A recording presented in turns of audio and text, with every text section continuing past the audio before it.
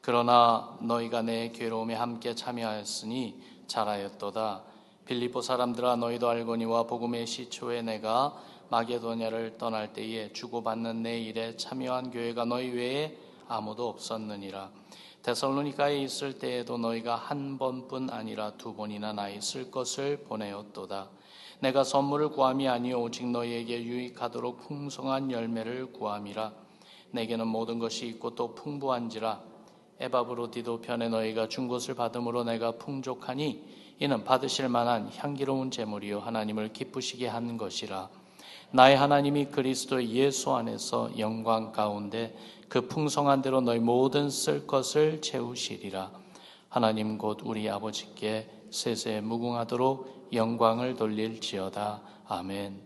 그리스도 예수 안에 있는 성도에게 각각 문안하라.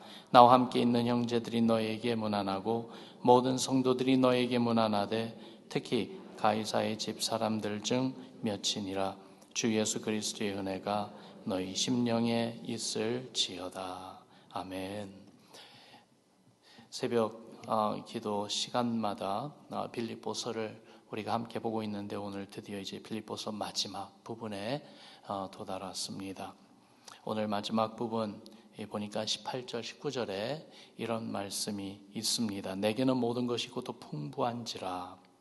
에바브로디도 편에 너희의 준 것을 받음으로 내가 풍족하니 나의 하나님이 그리스도 예수 안에서 영광 가운데 그 풍성한 대로 너희 모든 쓸 것을 채우시리라.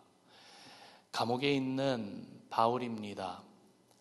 환경으로 보고 또한 그가 처한 상황을 볼 때에 결단코 풍족하다, 풍부하다라는 말이 어울리질 않습니다. 그런데도 바울이 그에게는 풍성함이 있음을 말하고 있습니다. 그가 가졌던 풍성함, 그리고 바울이 성도들에게 바랬던 풍성함, 그것이 오늘 우리의 삶의 간증이 되고 또한 증거가 되기를 바라는데요. 그러면서 풍성한 삶의 의미를 함께 나누고자 합니다. 풍성한 삶, 어디부터 시작되는가? 오늘 본문 말씀을 보면은요, 풍성한 삶은 나눠주고 베풀어주는 삶에서 시작이 됩니다.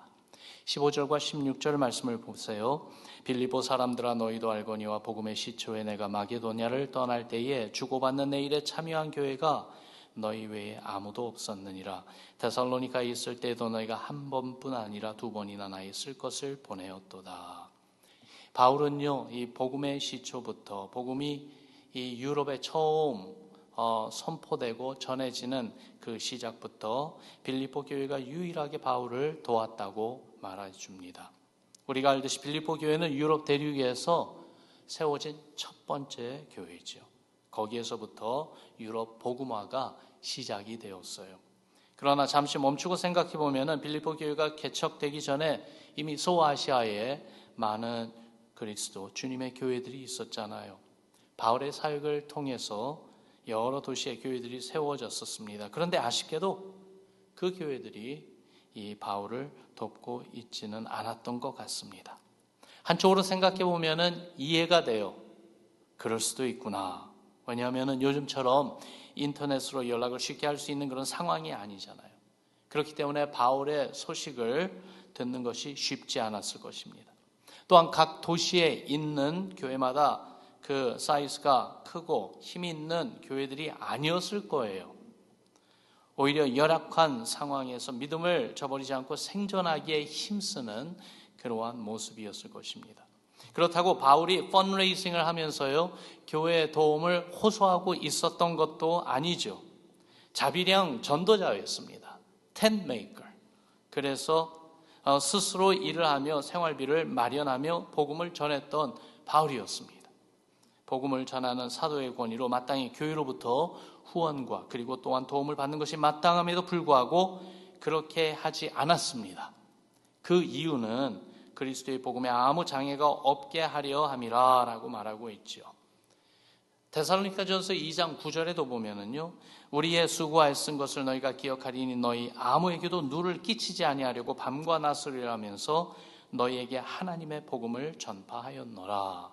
그러니까 복음이 전해진데 조금이라도 방해된 요소가 있는 것을 원치 않았기 때문에 누구에게도 누를 끼치지 아니하고 누구에게도 짐을 지어주지 않으려고 바울은 스스로 열심히 손수일하며 사역을 했지 도움을 청하고 또한 후원금을 얻어내려고 힘쓰지 않았다는 것입니다. 이런 이유들로 바울의 사역에 기도와 물질로 동역하는 교회가 없었는데 유독이도 오늘 말씀에 보면은 빌립보 교회는 달랐어요. 빌립보 교회는요 함께 참여했어요. 처음 시작부터 참여한 것이죠. 빌립보 교회가 어떻게 참여할 수 있었나, 어떤 마음으로 참여했는가 또한 생각을 해보면은요, 데살로니가에서 온 사람들, 바로 빌립보에 도착해서 그들의 입소문으로 데살로니가에서 일어났던 그 소동을 들었을 것입니다. 바울이라고 하는 천막 만드는 그 일을 하는 사람이 데살로니가인들에게 그리스도를 전하는데, 그리스도가 바로 사람들을 죄에서 구원하시고 영생을 주시는 분이고 온 세상을 새롭게 하실 분이라는 메시지를 전했다는 것이죠. 그리고 사람들 가운데 이 메시지를 듣고 따르는, 예수님을 믿는 사람들이 생긴 것뿐만이 아니라 이러한 바울의 메시지가 싫어서 그를 해하려고 폭도들이 일어나서 혼란을 피우는 그러한 일이 일어났다는 소식 말입니다. 데살로니가에서 빌립보까지는 약 80마일, 약 3일 길이라고 볼 수가 있습니다. 그렇기 때문에 그곳에서 일어나고 있는 소식을 아마도 빌립보 교회 성도들은 다른 지역에 있는 그 누구보다도 더 빨리 들을 수 있고 접할 수 있었을 것입니다. 그러면서 가만히 있지 않았던 거죠. 함께 기도하고 함께 헌금 또한 정성을 모아 에바브로디도 손에 쥐어주며 바울을 찾아 그를 격려해 주라고 빌립보에 있는 성도들이 바울과 함께 이 복음 사역에 참여하고 있다고 위로와 격려를 전해주는 일을 했던 것입니다. 아마 에바브로디도가 이렇게 바울에게 왔었을 때 얼마나 큰 위로가 되었겠습니까? 어렵고 지치고 위험 가운데 있는 바울에게 큰 힘을 북돋아주는 그러한 계기가 된 것입니다. 그리고 바울은요, 여러 해가 지나고 나서도 그때의 일을 잊지 않고 있는 것이죠. 이제는 로마에 와서 감옥에 갇힌 그이것만, 그러나 여러 해 전에 그렇게 유럽의 복음이 처음 전해지기 시작할 때 그 시초부터 빌립보 교회가 함께 동역하고 또한 함께 있어준 것을 감사하는 마음이 있었습니다. 여러분, 빌립보 교회가 왜 이렇게 했습니까? 바울을 위해서 한 것도 있지만은 그러나 더욱더 중요한 것, 그 동기는 복음이 아니겠습니까? 바울이 전해준 복음으로 하나님의 사랑을 알게 됐어요. 예수 그리스도를 마음에 영접하고 영생의 기쁨을 맛보게 됐어요. 이제는 바울이 복음을 전하기 위해 많은 수고와 위험을 무릅쓰고 있는 소식을 들으면서 어떻게 가만히 있을 수 있겠습니까? 복음의 감격과 그리고 복음의 그 생명력을 아는 성도라면 가만히 있을 수 없어요. 나에게 주신 주님의 은혜가 저 멀리 있는 분들에게도 전해져야겠기에 복음 때문에 빌립보 교회가 마음을 열고 손을 열어 나눠주고 베풀어주는 그 일에 함께 했던 것입니다. 주님의 은혜를 정말로 맛본 그러한 결과였죠.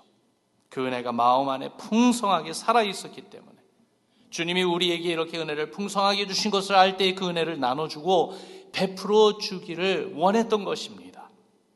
여러분, 세상에 부를 가졌는데도요, 거지처럼 사는 분이 있는가 하면 가진 것은 별로 없는 것 같은데도 늘 나눠주고 베풀어 주기를 좋아하는 풍성한 삶을 사는 분들이 있습니다. 우리는 어느 쪽에 속해야 되겠습니까? 특별히 주님의 구원의 은혜 때문에 우리 마음속에 간직하고 있는 복음 때문에 나눠주고 베풀어주는 일에 인색하지 맙시다. 넉넉합시다. 풍성합시다.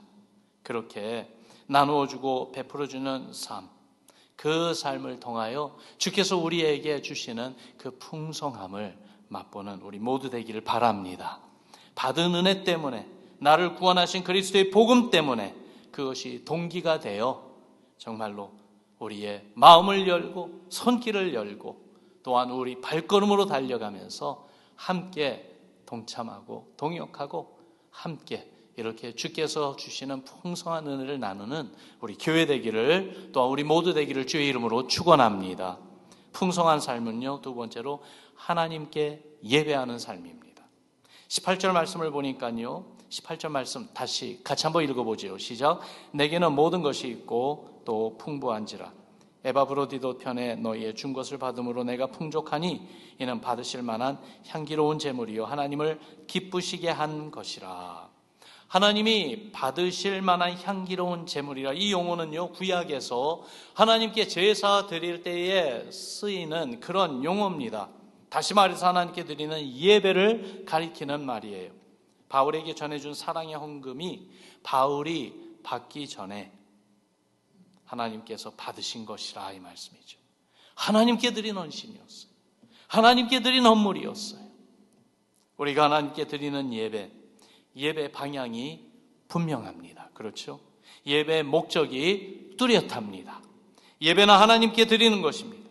우리가 예배하러 올 때마다, 이 이른 아침에도 이 시간에도 주님께 예배드리러 나올 때마다 은혜를 받기 위해 나오는 그러한 목적도 있지만, 그거보다 우선적인 것은 먼저 주님께 우리 자신을 드리고 하나님이 기뻐하시며 받으시기에 합당한 그 예배를 드리는 것입니다.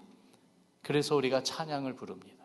그래서 우리가 기도로 하나님 나라를 간구하고 우리의 기도를 주님께 드립니다. 그래서 말씀을 듣는 우리 마음과 또한 말씀대로 순종하는 삶을 살겠다는 결단, 이 예배를 통해서 드리게 되는 것이죠. 그리고 이 예배에서 하나님의 기쁨을 맛보게 될 때에 그 감격과 감동이 우리 삶으로 이어지지 않습니까?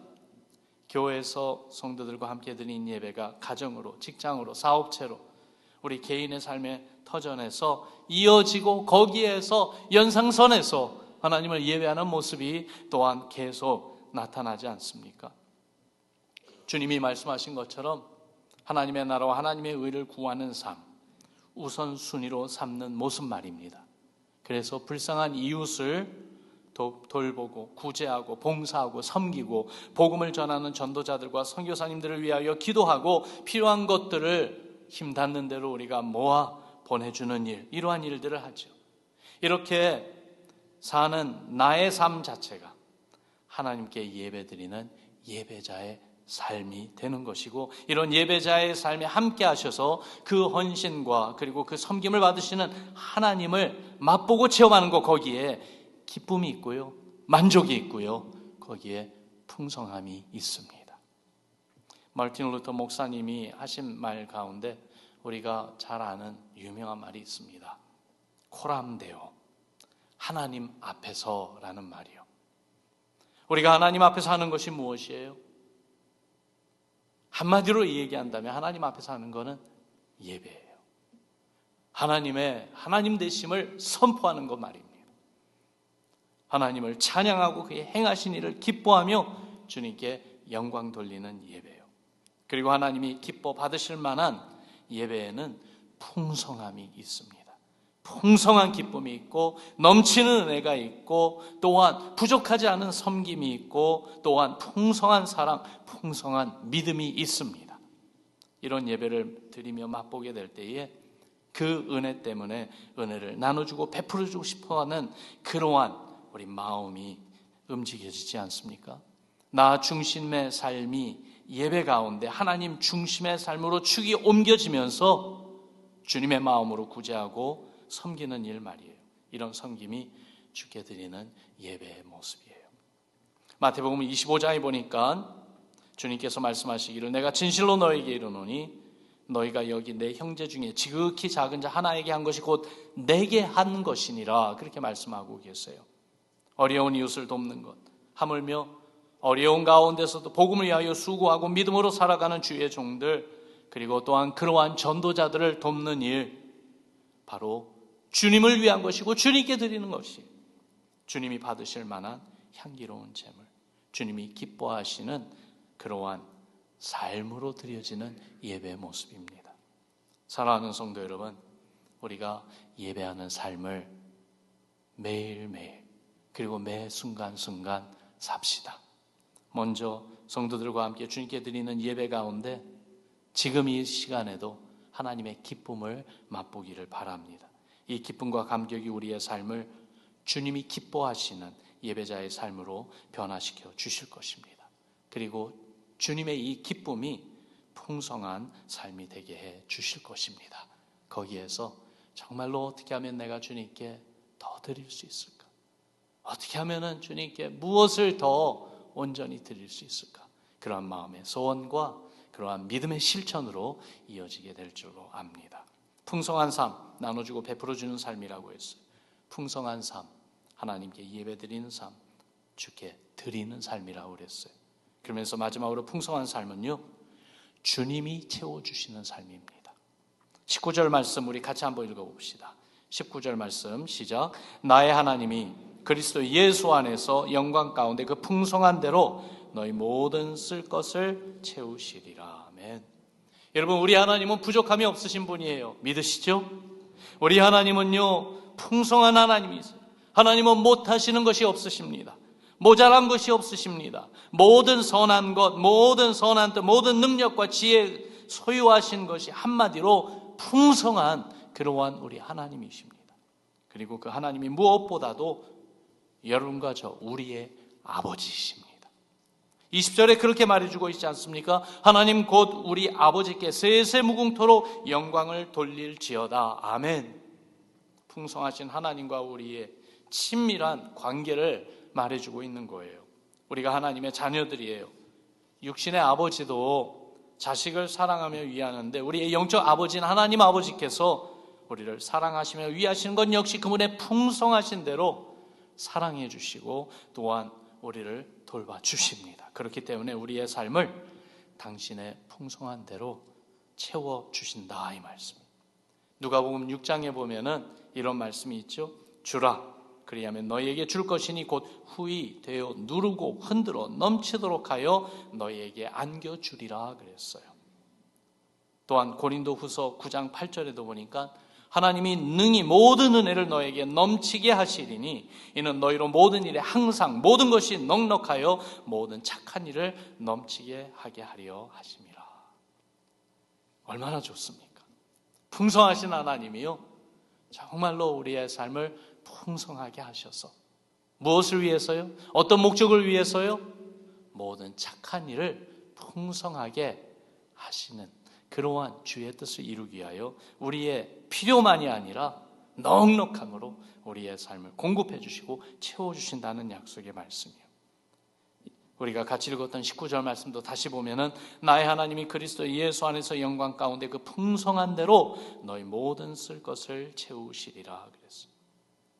한 가지 여러분 잊지 말아야 할 것, 바로 우리에게 베풀어 주시는 이 주님의 풍성한 은혜, 예수 그리스도 안에서 주시겠다는 사실 꼭 기억합시다. 그리스도 안에 있으면 주님의 모습 따라 주님의 말씀 따라 나눠주고 베풀어주게 되어 있습니다. 그렇게 하는 것이 하나님을 예배하는 삶이에요. 그리고 주의 말씀 따라 나눠주고 베풀어주는 자에게 주께서 공급해 주십니다. 채워주십니다. 부족함이 없게 하십니다. 풍성한 삶을 살게 해주십니다. 하나님의 영광을 드러내는 삶을 살게 하십니다. 물질적 축복을 그것만을 말하는 것이 아니에요. 마음의 축복이에요. 풍성하신 하나님이 나의 하나님 아버지심을 확신하며 하나님께서 나를 돌보시고 인도하신다는 것을 알고 감사하는 것이 하나님께 예배하는 삶을 순간순간 사는 거예요. 복음을 위해서 넉넉하고 후한 마음으로 헌금하고 헌물하며 내 삶을 하나님께 드리는 것이에요. 그러며 주님이 채워주시는 그러한 풍성한 부족함이 없는 그래서 감사하고 기뻐하는 그 마음을 우리가 경험하게 되는 것이죠. 바울과 빌립보 교회는 이렇게 복음을 위해 파트너십, 동역하는 관계였습니다. 그리고 그들에게는 빌립보에서 시작된 유럽의 복음화가 이제는 온 유럽뿐만이 아니라 로마 제국 중심부인 로마 황제 가이사의 지방까지 전해졌다는 기쁜 소식을 함께 나눌 수 있게 된 것을 우리가 보지 않습니까? 우리 주 예수 그리스도의 은혜가 성도들의 마음을 사로잡고 감동시켜서 복음을 전하는 일에 동참하게 하시고 복음의 열매를 맛보는 풍성한 기쁨을 얻게 해 주시는 것입니다. 사랑하는 성도 여러분, 이제 여름이 시작되면서 단기 선교팀들이 본격적으로 이제 선교 현장으로 출발합니다. 우리가 기도했듯이 내일은 선교 파송 주일로도 지킵니다. 이러한 과정 가운데 있는 우리 교회로서 우리 마음에 다시 한번 복음에 참여하고, 그래서 정말로 우리 주 예수 그리스도의 복음을 위하여 함께 달려가고 또한 함께 헌신하는 여러분과 저 우리 교회에 주께서 풍성함으로 채워주시는 그러한 은혜가 넘치기를 주의 이름으로 축원합니다. 우리 같이 기도하겠습니다.